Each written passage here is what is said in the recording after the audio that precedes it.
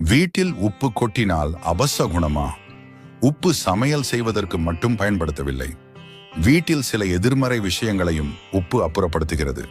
ஒருவருடைய வீட்டில் லட்சுமி கடாட்சியத்தை கொடுக்கக்கூடியது. சமையல் அறையில் அடுப்பை நோக்கி பெண்கள் சமையல் செய்தால் வலது கை பக்கத்தில் உப்பு ஜாடி இருக்க வேண்டும்.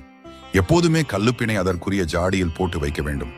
அதே போல உயரத்தில் வைத்து விடாமல் கையை நீட்டி எடுக்கும் அளவுக்கு பக்கத்திலேயே உப்பு ஜாடியை வைத்திருக்க வேண்டும். இதனை அசுத்தமான கையால் தொடக்கூடாது என்பது நம்பிக்கை. மீறி அப்படி செய்தால் பண கஷ்டம் வரும். வறுமை ஆட்டி படைக்குமாம்.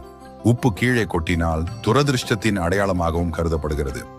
எனவே உப்பு தரையில் விழும்போது அதை கால்களால் சுத்தம் செய்யக்கூடாது.